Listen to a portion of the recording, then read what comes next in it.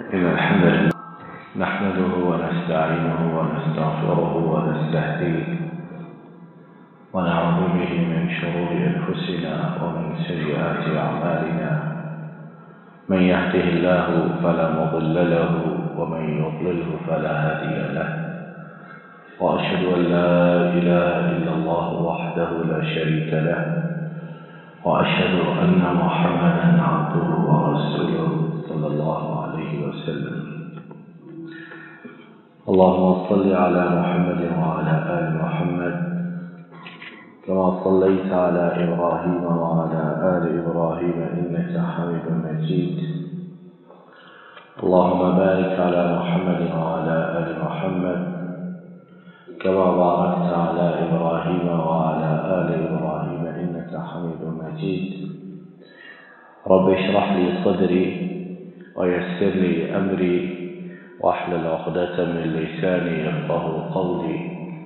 اللهم انفعنا بما علمتنا وعلمنا ما ينفعنا وزدنا علما. سبحانك لا علم لنا إلا ما علمتنا إنك أنت العليم الحكيم.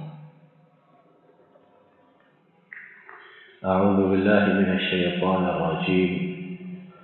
بسم الله الرحمن الرحيم.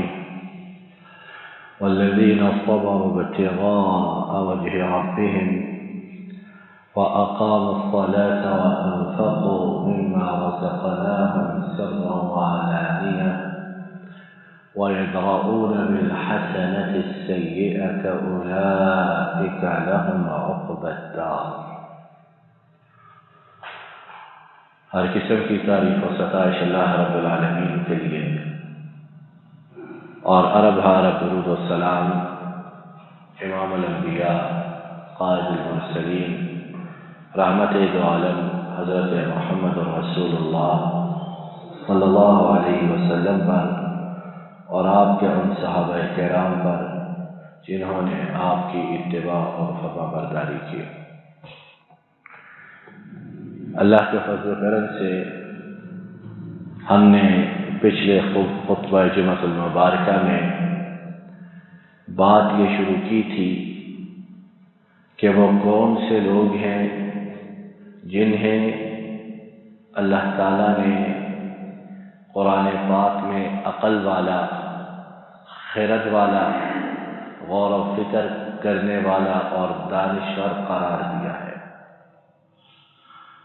اللہ کی توفیق سے ہم نے کچھ لوگوں کے متعلق بات سنی جنہیں اللہ تعالیٰ کی جناب سے یہ سرٹیفکیٹ عطا ہوا کہ وہ عقل والے اور غور و فکر کرنے والے ہیں.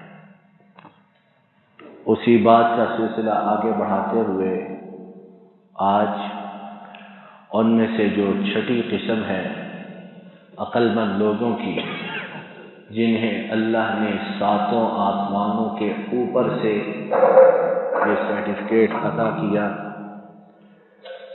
وَأَقَامُوا الصَّلَاةَ وَأَنفَقُوا مِمَّا رَزَقْنَاهُمْ سِرًّا وَعَلَانِيَةً.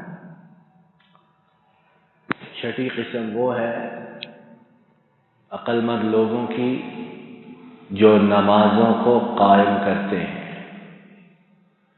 یہ نہیں کہا کہ نمازوں کو ادا کرتے ہیں، بلکہ فرمایا جو نمازوں کو قائم کرتے ہیں. اور قائم کرنے سے کیا مراد ہے کہ کبھی ان میں سستی، غفلت، کوتاہی جان بوجھ کر نہیں کرتے ہیں. ہاں کبھی کوئی عذر ہو، بیمار ہو، مسافر ہو تو وہ الگ بات ہے، لیکن اپنی طرف سے اس میں کوئی کمی، کوتاہی، غفلت نہیں برتتے ہیں. میں آپ رک کر اپنے آپ کا جائزہ لیں کہ کیا ہم عقل مندی کے اس معیار پر پورے اترتے ہیں. معاشرے میں بہت بڑی تعداد ایسے لوگوں کی ہے جو نماز پڑھتے ہی نہیں، اور ایک اچھی خاصی تعداد ایسے لوگوں کی بھی ہے کہ جو نمازیں پڑھنے والوں کو بیوقوف سمجھتے ہیں کہ ان کے پاس کرنے کا اور کوئی کام نہیں، بس بیوقوفوں کی طرح ہر وقت مسجد کی طرف بھاگتے رہتے ہیں، ہر وقت وضو کرتے رہتے ہیں، ہر وقت انہیں پڑی رہتی ہے کہ ادھر سے اذان سنیں، ادھر سے کام کاج چھوڑ کر مسجدوں کو بھاگ جائیں۔ اور اپنے تئیں یہ لوگ بہت زیادہ عقل مند، دانشور اور خرد مند بنتے ہیں کہ ہماری عقل و دانش کی کیا ہی بات ہے،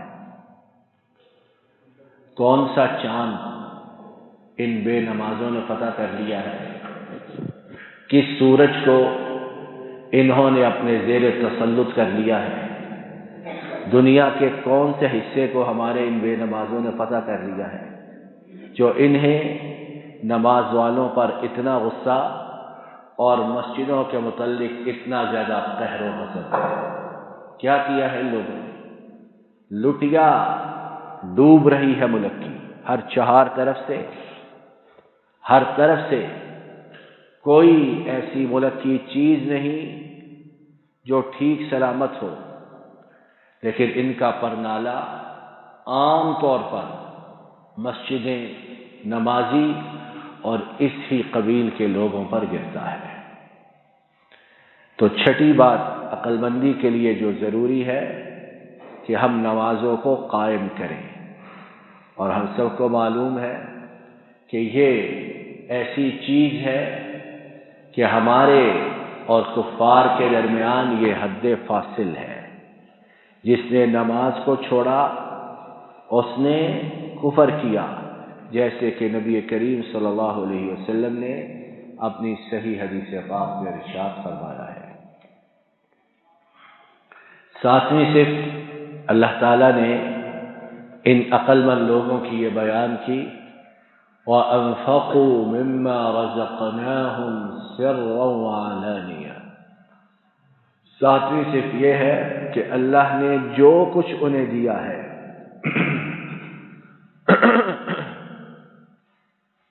اللہ تعالیٰ نے جو کچھ انہیں دیا ہے، مال اس میں سر فہرست ہے، اسی طرح منصب دیا ہے، اسی طرح جاہ و جلال دیا ہے، اسی طرح علم دیا ہے، اسی طرح شان و شوکت سطوت دی ہے۔ جو کچھ اللہ تعالیٰ نے دیا ہے اس میں اعلانیہ بھی اور پوشیدہ بھی اللہ کی راہ میں خرچ کرتے رہتے ہیں۔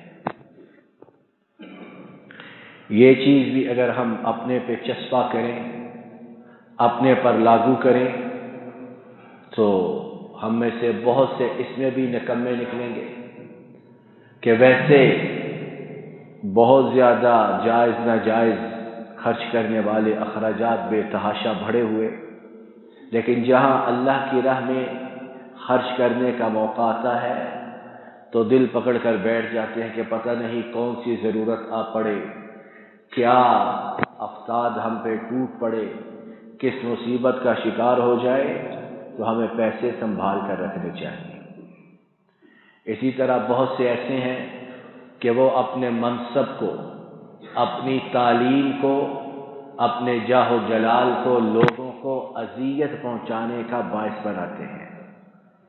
یہ نہیں کرتے کہ جو کچھ اللہ نے دیا ہے اس سے خلق خدا کو فائدہ پہنچے، بلکہ اسے لوگوں کی اذیت کا ذریعہ بناتے ہیں۔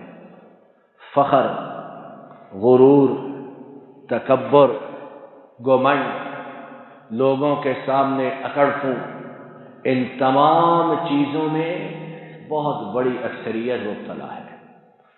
اور بسا اوقات حیرت ہوتی ہے کہ اچھا بلا عقل مند ادھیڑ عمر کا آدمی ہے، یعنی کوئی بچہ نہیں، کوئی جوان نہیں کہ جوانی کا زور ہو، طاقت ہو، اچھا بڑا عقل مند آدمی ہے، بڑی عمر کا، ادھیڑ عمر کا، لیکن پیسے کے نشے نے یا علم کے یا جاہ و جلال کے نشے نے ایسے کر دیا ہے کہ بے وقوفوں والی حرکتیں کرتا ہے۔ انسان حیران ہوتا ہے کہ اس میں عقل ہے بھی کہ نہیں، کہ کیا حرکت کر رہا ہے۔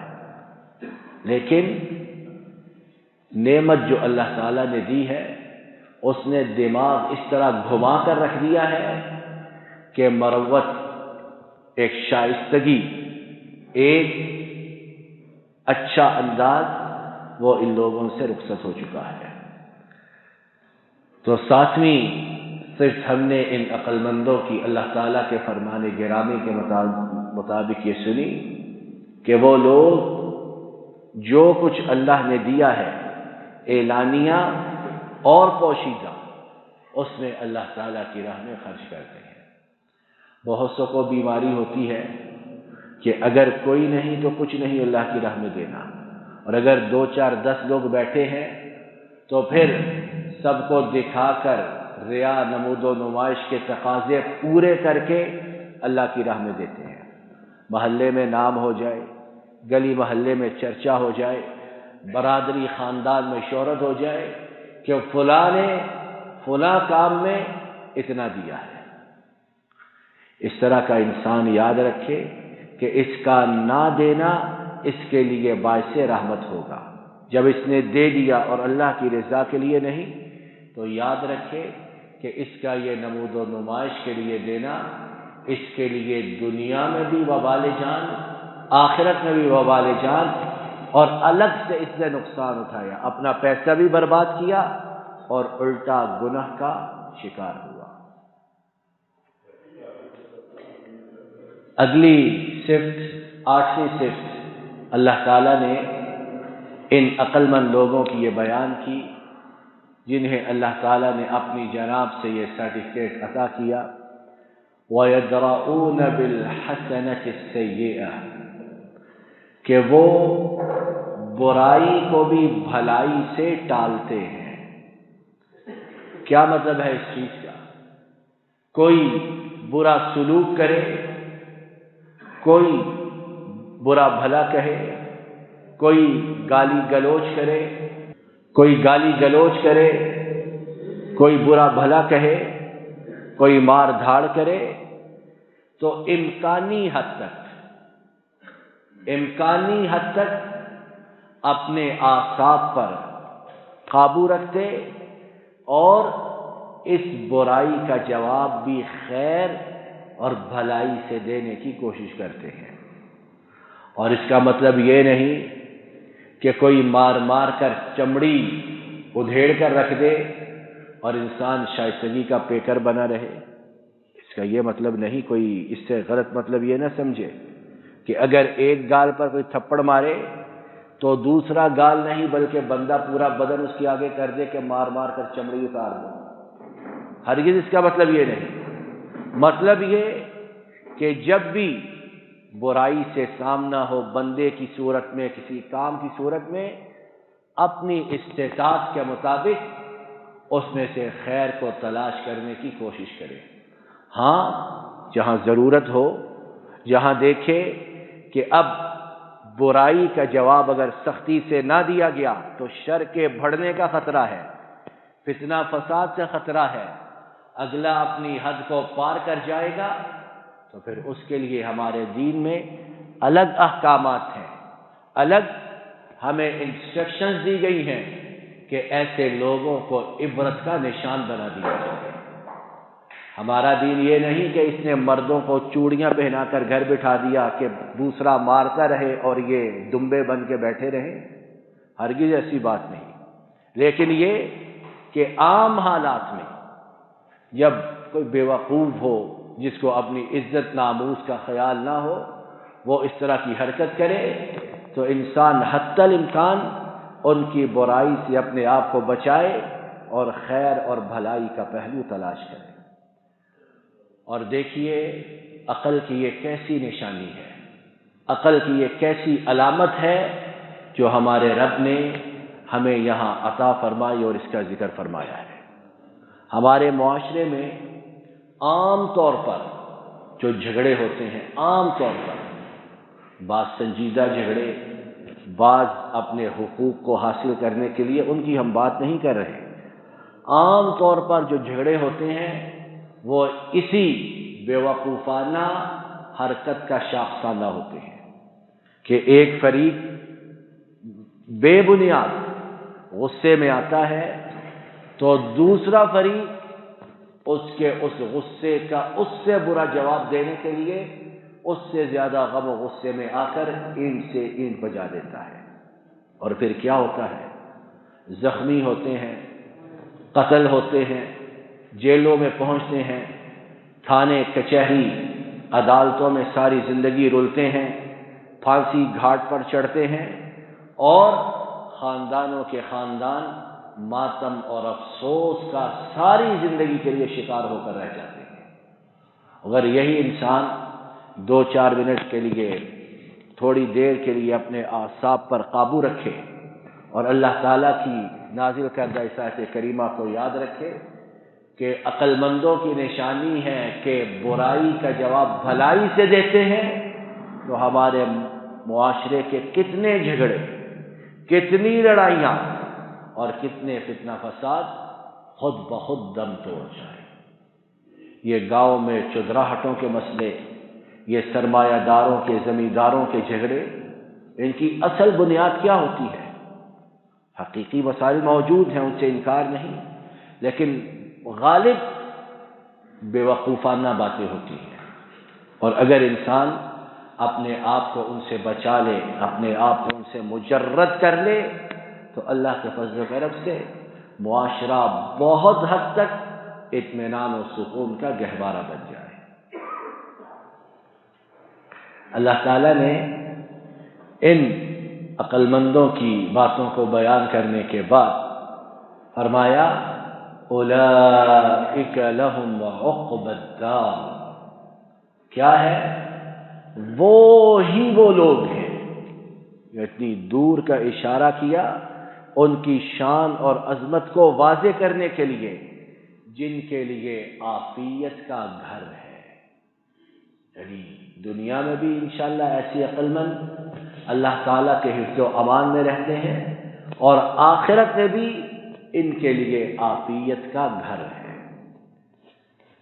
اور اس کے بعد اللہ تعالیٰ نے بات کو مزید کھولا، بات کو مزید واضح کیا، جنات عدن يدخلونها ومن صلح من آبائهم وأزواجهم وذرياتهم، فرمایا عافیت کا گھر کیسا ہے؟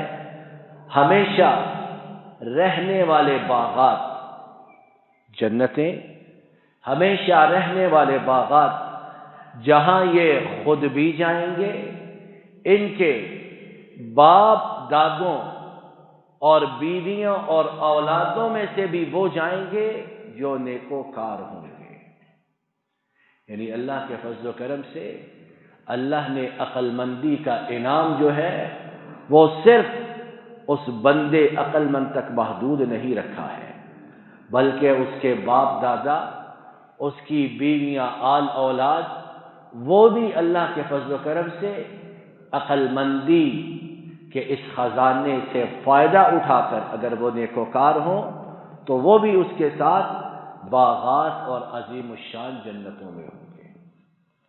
دنیا میں بھی ہم دیکھتے ہیں کہ اسکیمز نکلتی ہیں، منصوبے بنتے ہیں کہ فلاں کام کرو، تمہیں اور تمہارے ماں باپ کو یہ دیا جائے گا، فلاں کام کرو، تمہیں اور تمہاری فیملی، بیوی بچوں کو یہ سہولت دی جائے گی۔ دنیا میں پتہ نہیں کون ان شرائط کو، ان سہولتوں کو پورا کرتا ہے۔ عموماً تو جھوٹ ہی ہوتی ہیں ایسی باتیں، لالچ دے کر، فریب دے کر لوگوں کو بے وقوف بناتے ہیں، اور بعد میں ہنستے ہیں کہ کیسا لوگوں کو بے وقوف بنایا ہے۔ لیکن جو وعدہ،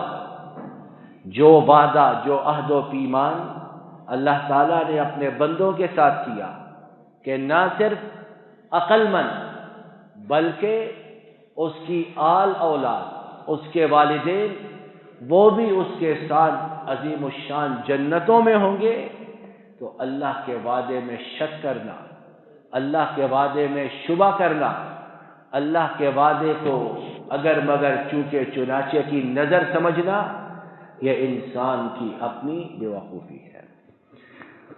وَالْمَلَائِكَةُ يَدْخُلُونَ عَلَيْهِمْ مِنْ كُلِّ بَابٍ، یہ جنتوں میں تو چلے گئے ماں باپ کے ساتھ، والدین کے ساتھ، اس کے بعد پروٹوکول دیکھیے، پروٹوکول دیکھیے کہ ان لوگوں کو کیسا ملے گا، اور دنیا میں کیسے کیسے جھوٹے سچے پروٹوکولز کے لیے لوگ مرے جاتے ہیں۔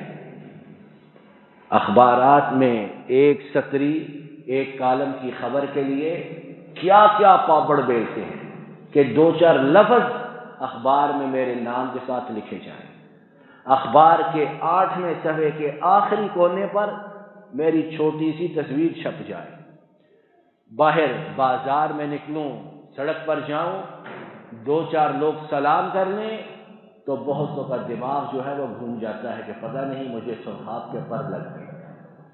دیکھیے یہ ہے اصل پروٹوکول، یہ ہے اصل عزت افزائی جو اگر انسان کو حاصل ہو گئی تو ہمیشہ ہمیشہ رہے گی۔ دنیا کا پروٹوکول، 2 دن پروٹوکول ملا، تیسرے دن ہمارے ہاں جیل میں چلے جاتے ہیں، 2 دن پروٹوکول ملا، تیسرے دن کیس بن جاتے ہیں۔ چوروں کو اور کیا چاہیے؟ لیکن یہ ہے اصل عزت افزائی۔ کیا ہے کہ فرشتے ہر دروازے سے، جنت کے جتنے بھی دروازے ہیں، ہر دروازے سے ان کے پاس آئیں گے اور کیا کہیں گے؟ سلام علیکم بما صبرتم فنعم عقبی الدار، کہیں گے تم پر سلامتی ہو اس صبر کے بدلے جو تم دنیا میں کر کے آئے ہو، اور یہ بدلہ ہے اس دار آخرت کا، یوم قیامت کے دن یہ تمہاری اس عقل مندی، تمہاری اس خرد مندی، تمہاری اس دانشوری کا انعام اور جزا ہے۔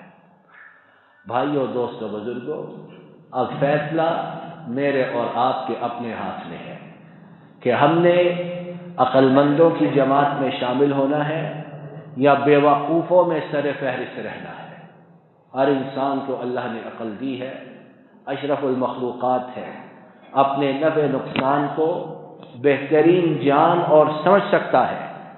اگر تو ہم اس فہرست کو سنیں، ازبر کریں، اپنے پر لاگو کریں تو اللہ کے فضل و کرم سے دنیا میں بھی عافیت اور آخرت میں بھی یہ عظیم الشان انعامات ہمارے منتظر ہیں۔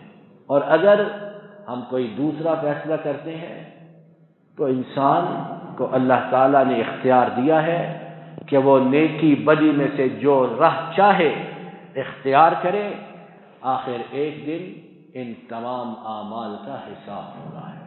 اللہ تعالیٰ اپنے فضل و کرم سے ہمیں حقیقی طور پر عقل مندوں میں شامل فرمائے، اور عقل مندی کے جو فوائد ہیں، جو فیوز و برکات ہیں، جو قرآن پاک میں، سنت مبارکہ میں بیان ہوئی، ان سے ہمیں دنیا میں بھی فیضیاب فرمائے اور آخرت میں بھی اپنے فضل و کرم سے ہمیں ان سے محروم نہ فرمائے۔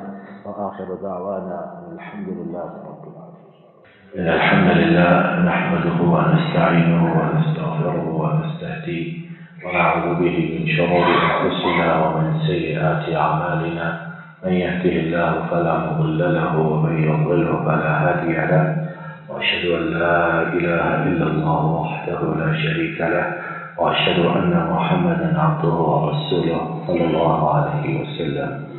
اللهم صل على محمد وعلى آل محمد كما صليت على إبراهيم وعلى آل إبراهيم إنك حميد مجيد. اللهم بارك على محمد وعلى آل محمد كما باركت على إبراهيم وعلى آل إبراهيم إنك حميد مجيد. اللهم أعز الإسلام والمسلمين وأذل الشرك والمشركين ودمر أعداء الدين وانصر عبادة الموحدين. اے اللہ تمام بیماروں کو شفا عطا فرما، روزگاروں کو رزق حلال و فراغ عطا فرما، بے ہدایتوں کو ہدایت عطا فرما، بے اولادوں کو نیک صالح متقی اولاد عطا فرما، پریشانوں کی پریشانیوں کو دور فرما۔ اے اللہ آنے والے مصائب سے، آنے والی مشکلات سے ہماری حفاظت فرما۔ جن آفات میں، بیماریوں میں، مشکلات میں ہم پھنس چکے ہیں، ہم سے ہم مکمل طور پر نجات عطا فرما۔ اے اللہ ہمارے ملک کی حفاظت فرما، ہمارے ملک میں امن و امان فرما، ہمارے ملک کی ہر جہاں طرف سے حفاظت فرما۔